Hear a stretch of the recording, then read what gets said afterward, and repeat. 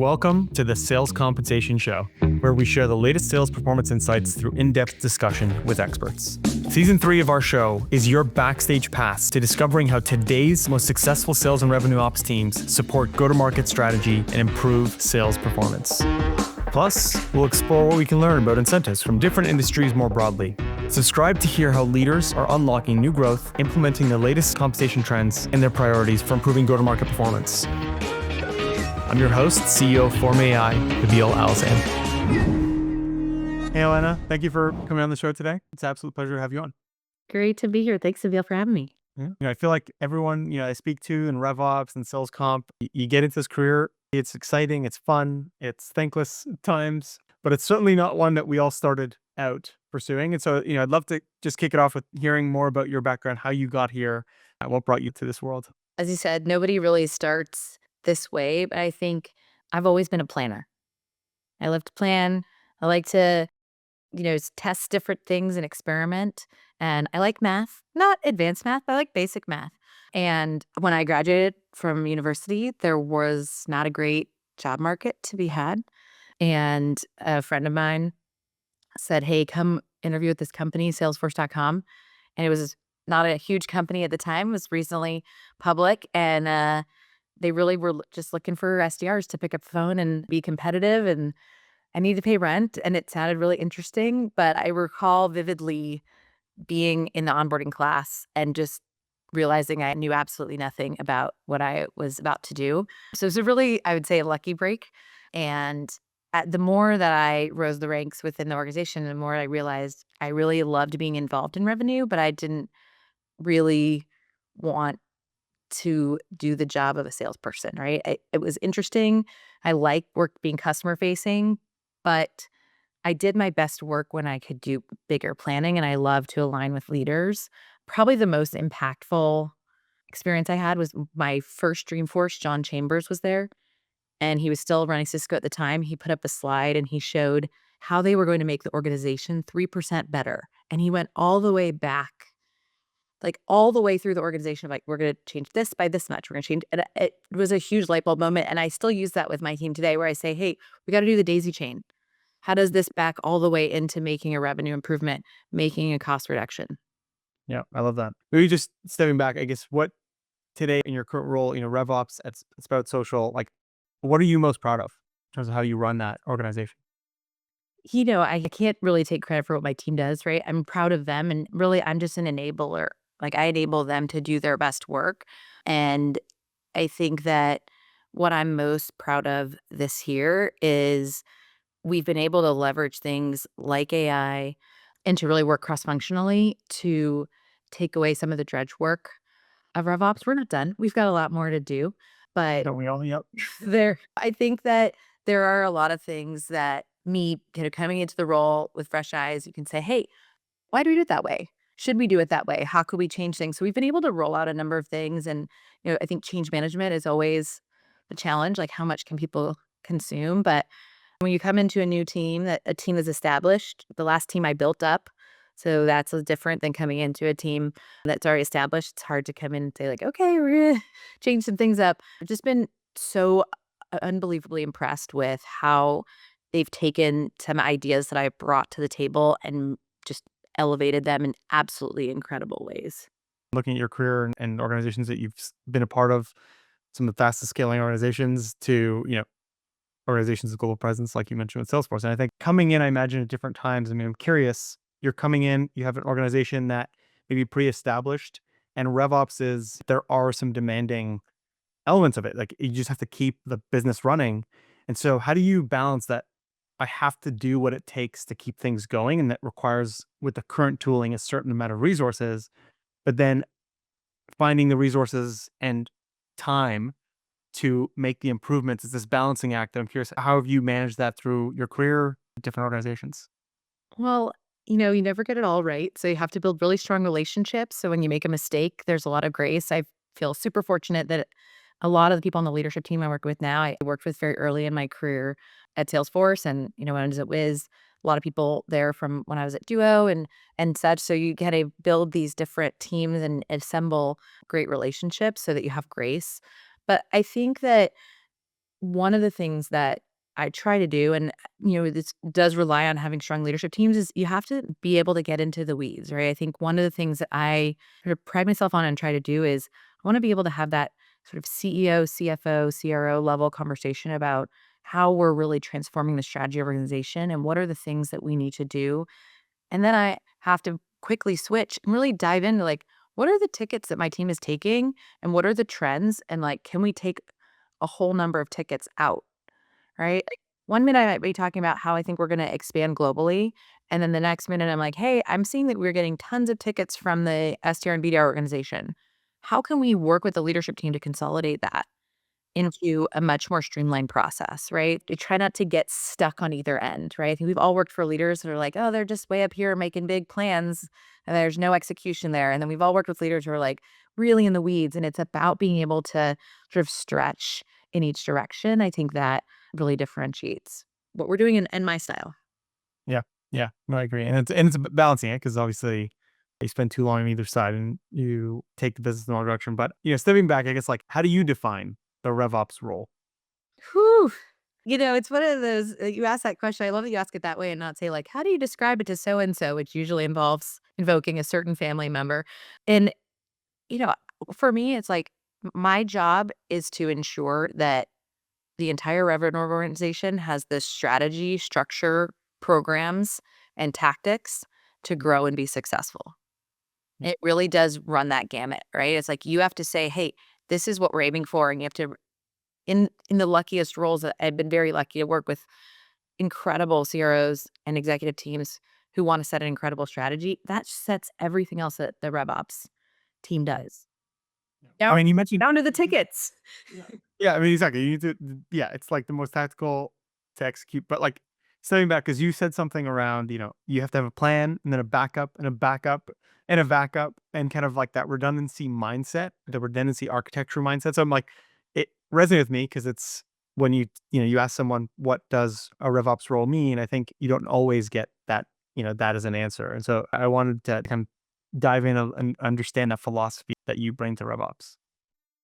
I would say I credit, a lot of different people, but certainly I got to do this the most times with Mark Benioff. He has obviously the famous V2 mom process, right? Where there are a lot of things to be said about aligning the organization. I think the most important thing is like every single person feels like they are key to that success. And that's what gets you through the day-to-day drudgery is like, hey, here's how this feeds everything that we're doing. Especially when you're leading an organization through a tremendous amount of change, right? Like we made a lot of changes to comp this year to drive certain behaviors that I hope are going to pay off. And I think we are already seeing behavioral changes, right? We really have to have a lot of faith because comp obviously evolves as the course of the year evolves and you get into later quarters. But you have to really inspire people that, hey, this is what we're trying to do as an organization, right? We're trying to get to these goals. And in order to do that, these are the things that need to change. And we're going to make mistakes, right? So you run something for a quarter, you step back and you say, hey, we need to make a few tweaks, right? Especially in comp, it's like you've got spiffs. You can make changes to the core plans or changes to the rates, right? Like there's a lot of things that you can do. You want to give people certainty. But if you see that it's not doing exactly what you want, then you have to say, hey, I need to go back and make a change. I need to layer something on top in order to really achieve that result. And so when I talk about plans and backup plans and backup plans and backup plans, like if you had asked me 12 months ago, would we be facing uncertainties around tariffs and how that's going to impact the economy? I don't know that I would be able to predict that, right? And that's when we're starting to put together a lot of our plans for this year. So you want to make sure that people feel like, hey, there's an element of agility that's going to allow us to really still get to the end goal, but how we do that might have to change based on what we see in the market and the feedback that we're getting from our team and our cross-functional partners. Yep. I mean, I think there's a strategy in how you define and build your backup plans, right? It's like knowing which levers you can pull when and where is a critical part of supporting the sales organization, right? Like if you have to pull the analysis or, do the investigation at the time when the issue comes up, almost a little too late. Like that's when it results in like a entire quarter miss before you're able to course correct versus preemptively knowing, okay, if we start to see these metrics slip or slide, then I can course correct and shift the other way. I guess maybe just bringing it back to like when you think about assessing a current system that you have, how are you measuring, or like what are the things that tell you, okay, this is truly resilient versus this is cobbled or duct taped together and it's a brittle failure point potentially? Well, I certainly look at brittle failure points as being reliant on one human being. Right? Mhm. That is, I would say the most brittle of the points is like if this person who's in one place for this global organization in a global economy, something, what's in their head that we need to make sure that we're documenting, that we're policing, that we're putting in systematically. So I think I always look for a lot of like redundancies. I try to get just from a people standpoint to get my team to be more like a lattice, Yep. right? Where how do we have people working together, both because I think that creates better ideas, but provides us with a lot more redundancies. That doesn't mean two people are doing the same thing. It means different people bringing different perspectives, having different elements of the same project or problem. I think that there's brittle, like things that we haven't scaled, right? We haven't put in place the right discounting matrix or the approval processes as we're growing and scaling. There's that element. And that's sort of what I think of as like the run the business, like how are you making sure that your forecast is accurate, et cetera. And then there's what we were just talking about, like the wave that crashes over it of what's happening in the world and in the market, right? We have great economic uncertainty. We have AI revolution. We see in our business, we see certainly that companies are saying, hey, search is dead. AI is here, right? People are shifting. That's a huge shift in terms of how people generate leads. And I'm excited about what Sprout Social can offer in that space. But that frankly also impacts our business, right? So as a RevOps leader, I'm like, all right, how are we changing how we are generating pipeline in order to evolve for that, right? Like again, I feel excited about being at the right place at the right time, but at the same time is like that does change how we run the business, right? Like let's rethink how we work with marketing to go through how that funnel works. And we do a lot of you talked about what KPIs you're looking at so you don't miss the mark. It's like we're doing that all the time through the whole, every all the way, right? It's like those leading indicators. Like I'm not waiting till it gets to dollars. I'm all the way back, right? And so that I think is exciting because we do have a lot of tools at our disposal to help us get those insights early and then it's about how do we react and having, a great team who can be nimble and say, "Hey, like we need to shift our strategy here now." So that I think is makes it exciting, certainly not without its, bumps and changes, but I think that's one of the most exciting things about the market right now is, like, we have the insights and the ability to pivot. It's all in front of us if we can do it, and we can do it. Yeah, 100%. And I mean, I think it's RevOps kind of brings that all together because it's impacted by, to your point, like whether it's marketing and like what do you need to enable the sales team at which parts, all the way to comp, right? I mean, especially in this space where you have like the way that buyers, I mean, I don't know if you're seeing this as well, but like for us, it's like, we're AI company since 2016, but all of a sudden, in the last 2 years, everyone has questions on, hey, like, how is data being used within AI? And like, and so then all of a sudden, it changes the parts of the sales process that you need to spend time and focus on, educate the buyer, which means that, hey, the amount of allocation that I used to put to this segment of the industry from a sales perspective, all of a Mhm. sudden repivots. And so, like, it does have all these downstream impacts, which is as that, in that RevOps function, how do you keep track of all these different work streams kind of cross cover? Like, you do need to have that foresight and be really tracking it very well. So Yeah. it makes it very difficult.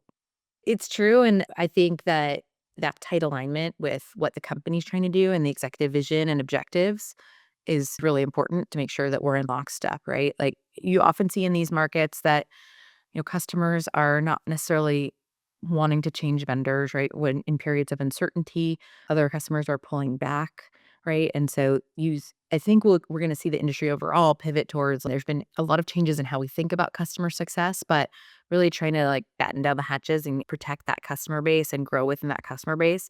And so I think that's going to be a trend overall. I think, for us, it really is about you just have to be able to do everything. You have to prioritize what's the most important thing because there are trade-offs and choices, right? So as long as you're in alignment across the organization, like, hey, this is how we have to trade off and this is what we're doing. We're not going to do that.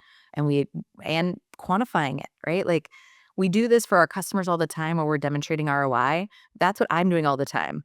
I am constantly saying, well, this project I think is worth this much and this is worth that. And this is why I think we should do this instead, right? Like I talked a little bit about rethinking about how, we're structuring our deals. And, that comes with an amount of money that I think we're going to get from that. Yeah. And so when you think about this decision making and being able to like kind of prioritize, best way to do is having the data to be able to quantify, right? And then a framework to be able to support this prioritization. So I mean, data and RevOps is kind of like the most commonly talked about thing. So just you know, you've spoken about having kind of this consistent set of KPIs and unified set of KPIs across go-to-market teams. I'm curious, to get your perspectives, like how do you actually achieve that to enable you to make better decision making, et cetera, et cetera. You hire really smart people. That's, I think, very, very important, It right? helps with a lot of things. Yep. Smart people figure things out, right? And I do think in a lot of areas where I've said, hey, this is kind of how I want to look at the data. This is what I want to think about. And then I have a couple of really incredible people on the team who then take it one step further, right? So we have just an incredible process running for our monthly and our quarterly retros. We're like essentially now the month and the quarter closes and we just create it, right? Like back in the day when we were spending like hours and hours and days creating QBR decks and polls and this, like we don't do that. It takes one person an hour and a half because it's just Yep. pre-built, right? And so when you can do things like that, you really don't and you're spending your time fixing the problem, not finding the problem. Right. Exactly. And I think that has been a real huge unlock for us is, like, being able to create data like that where we can really quickly see, like, all of the pacing and how things are going all the way through the funnel and even looking back, be like, "Okay, where are we ahead or behind?" Even as we're going through the month and the quarter, where are we ahead and behind? And being able to do that quickly without a lot of bodies makes a big difference. I think, the other thing I would say on the data side is I feel lucky to have leadership on the CRO and also on the chief customer side where see the data, bring the data, make a recommendation, and we can just go. Yep. Right? I think that also can paralyze companies is they get paralyzed in looking at the data and debating outcomes. I'm sorry. Oh, can I see a cut of like this? Can I see a cut like that? Yeah, can I and, like, there's always more data, 1, and number 2, like, I don't wanna say I can make the data look however I want, but you can really tell a lot of different stories, right? And so, that's what we try to focus on is, like, agree to what are we gonna look at, how are we gonna think about it, and then how are we gonna say, like, "Okay, this is what we need to do." Yeah. And I think there's an element of, you know, there's the execution element of, like, "Hey, we wanna increase these types of transactions," or, "We wanna try to, like, look at ASP in this bucket," or, whatever lever we're trying to pull, I'm sort of taking that and be like, applying something from April into May for the sales team or for the success team. But then there's the sort of like, okay, for long-term planning, and this gets back to what I talked about in the beginning, like, really focusing with the CRO and in some cases, the CEO around, "Hey, we're gonna we're gonna try to pull this lever and do this to this bucket." I think as we think about our 3-year plan, we have to really think about where we put headcount, right? So there's sort of 2 sides to that coin, and you don't really wanna mix them because the people that are executing that we need to make the year gotta focus on that. And then the 3-year plan is like, you don't wanna distract. So that I think is a big piece is, like, making sure that you're using the data with the right audience for the right conversation at the right time, and I don't always do that, I try my best. But those I think there's just you wanna make sure that you're doing the day to day, and then you're also thinking about what does this mean long term? Yeah. I mean, I think what helps is if you get alignment on what the decision making process is up front, because then you go in, there's a very clear like what is the threshold for us as an organization to make a decision. And that way it frames it up as, hey, we're going in, we have this information that's required to make a decision. Then it really sets the standard. And then you're not now in this cycle of like, you can never have the perfect answer. There's always more data, there's more analysis that you can do, but it kind of teases it out. But you said something that, at the beginning, it's like, you know, having really smart people automating that work. So you're kind of spending more time solutioning and actually solving the problem versus finding the problem. And this is a cultural thing. I'm curious what your perspective on this is. You find that when you hire smart people and they're just doing the operations, success becomes the delivery of the outputs versus smart people where you have the automation of all the day-to-day, work as much as possible, success becomes finding solutions and actually implementing them. And it's a really important cultural difference to create within a team, but difficult to do, right? Because it's very technical problems you have to solve to automate.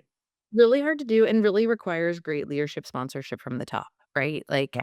I think that there are a lot of phenomenal, talented revenue operations people who, either through leadership transition or other things, find themselves in a position where they're really more like keeping the business going and not in a position to move the business forward, right? And so I think that is, a lot of people say like, "Oh, you really pick companies well." I'm like, I really focus my time on like what is the leadership experience going to be, because we need a lot of support and sponsorship in order to make moves, right? And that is the most important thing as a RevOps leader that you can do for your team, is make sure that you are aligned with the right executive team across the business, right? That you have the right advocate and a CRO, and that, that you're in an organization where you can really partner closely with finance, partner closely with marketing, right? Like all those partnerships are the biggest key to RevOps being able to do that.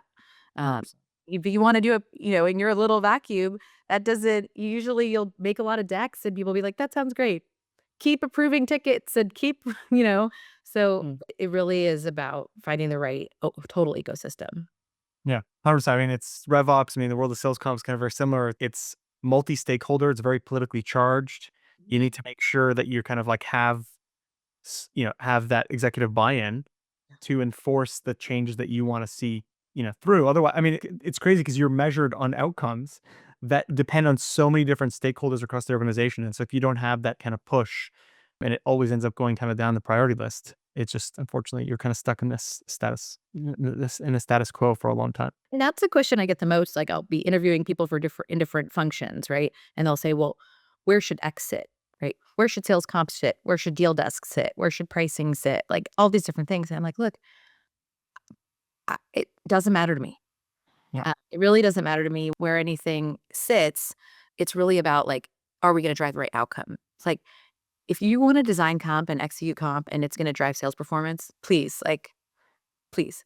If you want me to do that and you want to approve it, absolutely." There's a phenomenal article called "Put Down Your Legos" about scaling organizations that's really all about like, it doesn't matter what you own, because if you're really growing and building, there's always more to do, right? Yep. So I never, Relevant.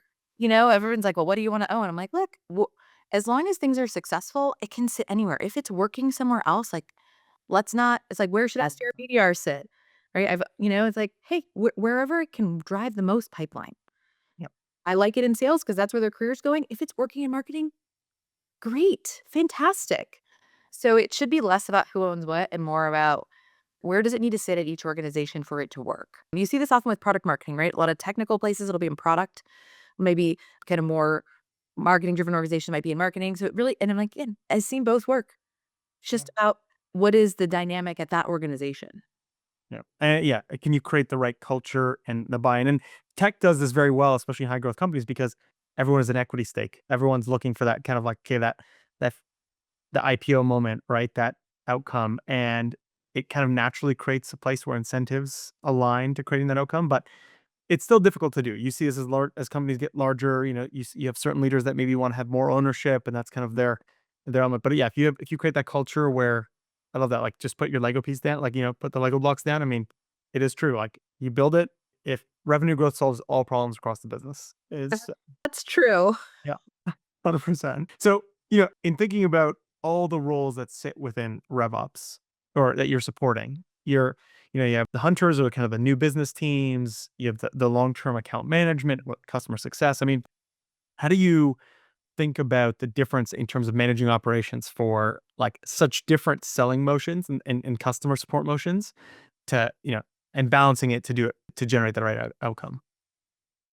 No, I think maybe this is an unpopular opinion, but I feel like it's the elephant in every RevOps room is like sales naturally gets more of the attention, right? And that can be really challenging. And so, number one, like really, like my head of sort of success post sales operations is like unbelievable, right? Like that is, I was just saying something yesterday. I'm like, That organization is the most important to me because it's probably like if I had to come and pick it up tomorrow would be the hardest for me to do. I know all the things, I understand all the plans, I know how it works, but it's like I'm so immersed and you see a lot of RevOps leaders come up through sales, right? And so I think there's always that tension between like how do we make sure you said, revenue solves all problems. Well, one of the pieces is w- how is that organization driving revenue, right? And really thinking about that like their day-to-day job is being the stewards of the revenue. And I would say that's to me here at Sprout has been like the most eye-opening is just the tremendous amount of value in our post-sales organization. And I think we're continuing, I really should say but we are continuing to unlock that. And I think the more that you align incentives, right?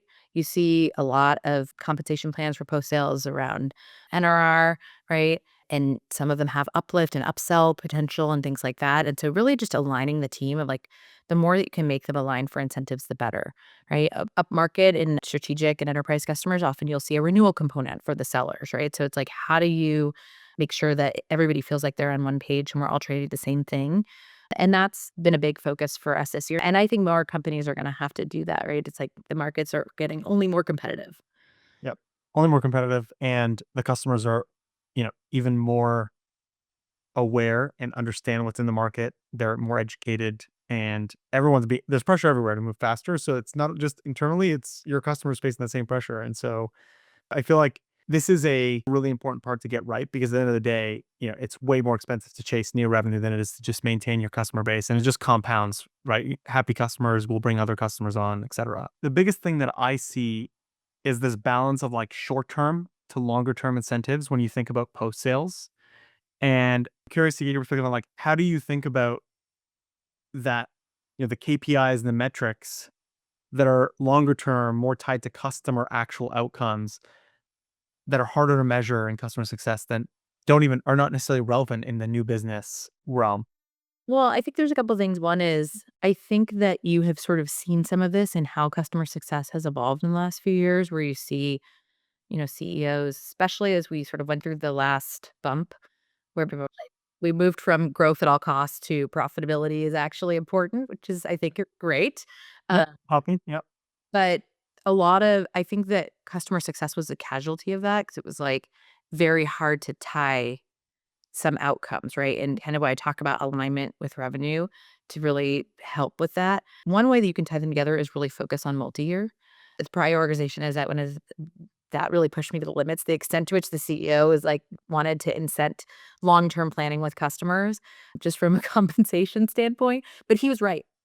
Right? Like, I mean, I worked for a lot of smart people, and I would say that put that team just at a whole other level, but that sort of ensuring that the whole organization is focused on, like, how do we create long-term relationships, right? Like, you know, if you were to sign a 3-month lease, then the person you're renting from is like, "Well, they're probably gonna move, and there's a cost. Somebody moves out, I have to repaint the apartment, I have to clean the floors," like, all that stuff, right? Where the more that you can align with customers on like what are they trying to get to, I think that also comes back to things that are within RevOps influence but out of our control, which is like what does the product evolution look like, especially right now, right? Every organization is answering the question of like, well, what happens? Like, what are you doing with AI? And also, what if the team that is using your tool is now greatly reduced because of AI?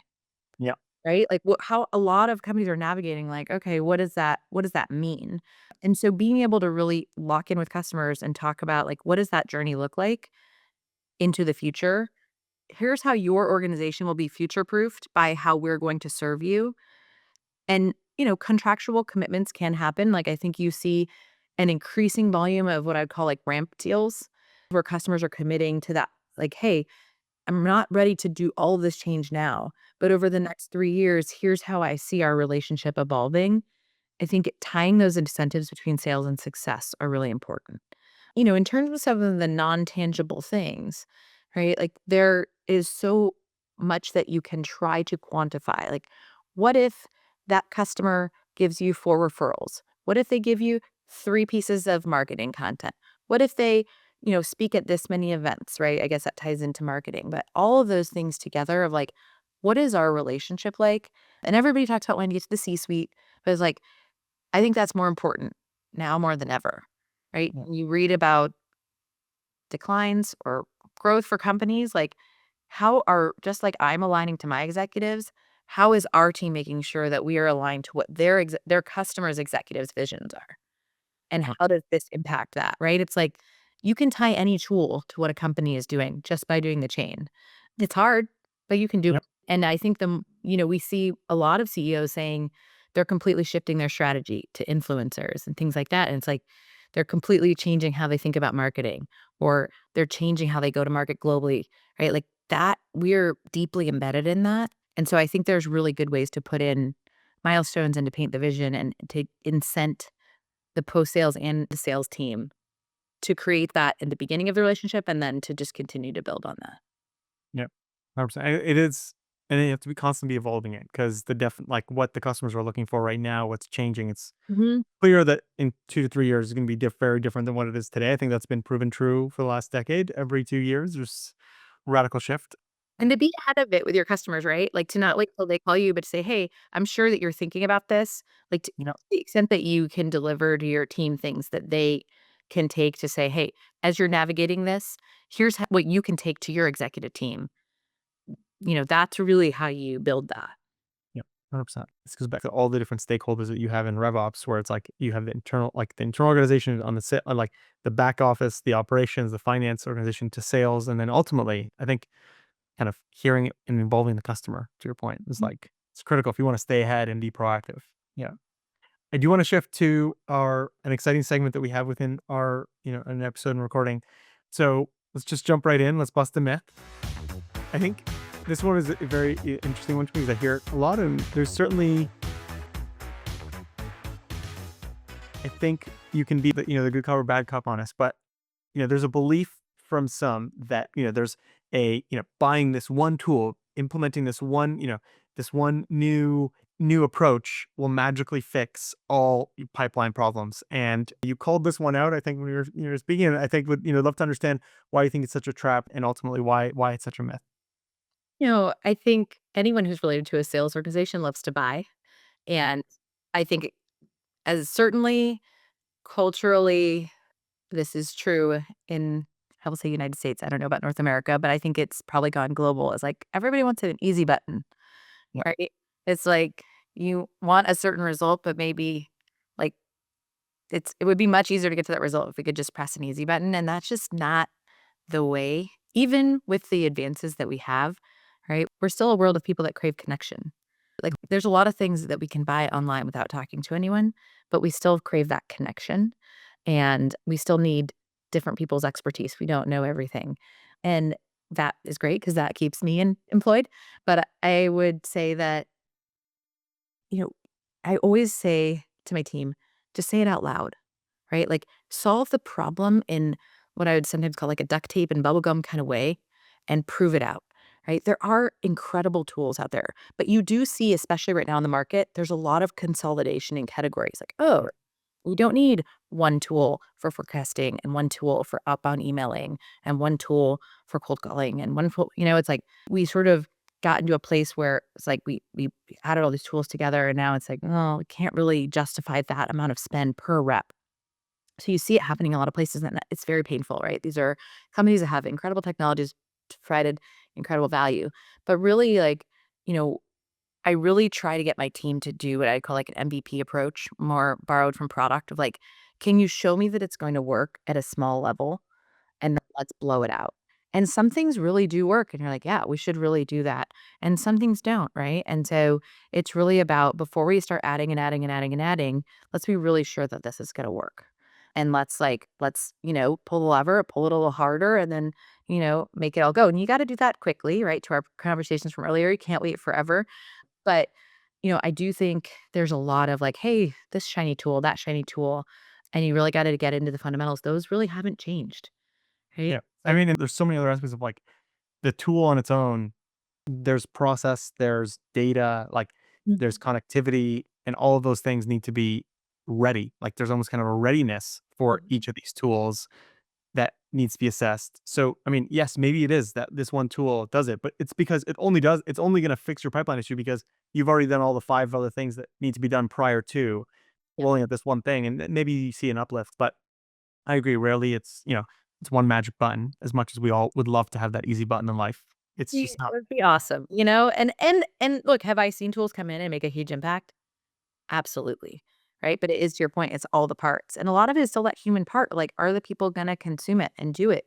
You know, even with AI, right? Like, the best uses of AI are when AI is feeding a human and that human is saying something super relevant Yeah, to a buyer, right? Like, I'm a buyer, I know when a bot is texting me, right? It's like, I wanna have that experience of like, "Hey, I know this about your business." yeah, Yeah, I've been surprised at how many video pitches I've gotten that I thought were compelling. I was like, "Oh, well, you know, I'm not gonna pick up the phone to talk to you, but, you know, I might listen yeah, to a pitch if you're like, 'Hey, I noticed this about your business,' and not something generic, right? Like something really specific." There's some people doing incredible work. It's like, how do you get 200 and 5,000 and 10,000 reps to sort of take on that approach of being curious and just, using what's at their disposal to go out with a really crisp, differentiated message. 100%. Maybe just one follow-up on that, because I think to me, you talk about consolidation of, products and across the industry. I mean, part of me is like, there's really powerful. It's like the 10x person, the 10x engineer, the 10x seller. And it's kind of the same thing with products. It's like there are some tools that are just amazing at that one thing that they do. And it is 10 times better than the tool that does it all. And so how do you balance this kind of the overhead cost of integration and all these different points when you have 50 of these one-off solutions that do the best in their small area versus the consolidated single tool. So it's like, how do you think about that balance? Because it kind of touches on this. Yeah, 100%, and I think that's sort of the oldest conundrum for a lot of us who've been in tech, right? Is like, do I want a jack of all trades? Do I want and I think you have to get back to what is it gonna do for the business? Am I gonna get 10x if I'm gonna get 10x by investing in the tool that does it the best, then I will absolutely do that. But if I'm not, maybe what I really need is like what the jack of all trades tool does, and it's not as great. And the second thing that's not gonna move the needle so much, then I'm probably gonna go with the consolidated version, right? So I'm still doing that ROI every time. And I think especially in this kind of market, you sort of see people gravitate towards consolidation. So, it depends on what that The is. tool and the use case. Yeah, Yeah, like, commissions would be a good example. Like, you don't see a lot of consolidation in that space because that's a really unique tool, and you don't really want it, like, embedded in your ERP, right? yeah, That's a different workflow, but I think in the area of prospecting, you see a lot of, consolidation and also people thinking about, like, "Can I really justify spending X on each tool?" 100%. Yeah. I mean, yeah, exactly. I mean, I feel like, yeah, commissions, like, you need to be 100% accurate, so you can't mess around with it. Prospecting, okay, you don't have this one feature, like, what's the actual cost and implication of the consolidation there? Okay, well, no, this has been amazing, and I've really enjoyed the conversation. We do have 2 questions to wrap up. So I'll start off with, if in this industry, if there's one person you wanna take out to lunch and kinda get their input, who would that be? Whew. There's so many people to choose from. I had a really hard time with this one. There's a lot of ways to think about it, and I love that a lot of CEOs are sharing on LinkedIn now, like, all of their thought process around AI. It feels like a competition between CEOs, like, "Well, this is how I'm thinking about AI today. This is what we're doing." I'm like, "Oh, that's cool. We should," I, wanna call out for sure Clara Shai, who I worked with at Salesforce, and Levy from Box, like, both of them are like they're like I don't think they're dueling posts, but, like, I'm seeing those posts happen all the time, and I'm really, really loving that.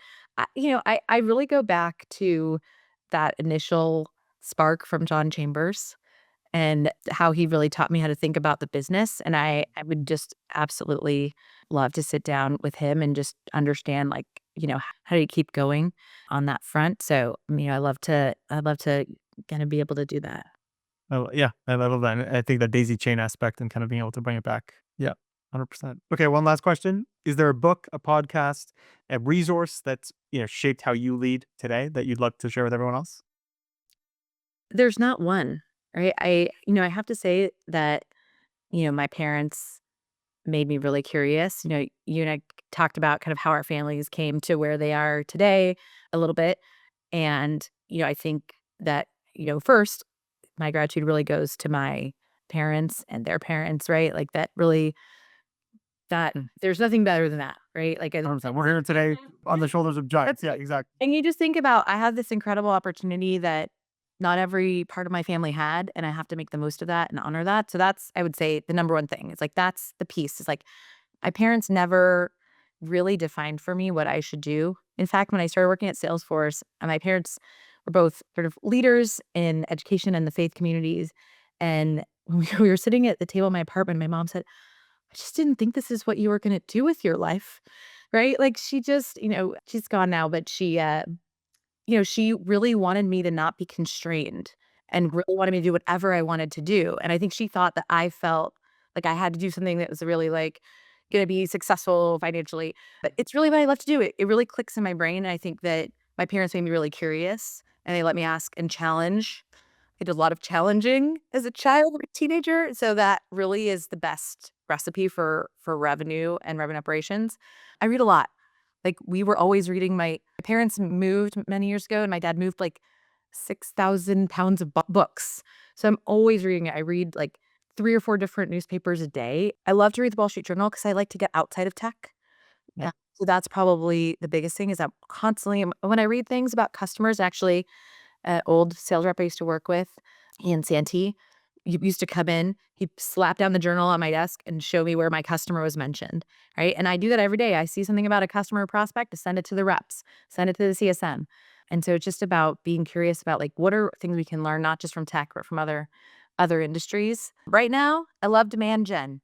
I think she's doing amazing things for SDR, BDR. So in the industry, it's that, but otherwise, probably the Wall Street Journal, the Atlantic.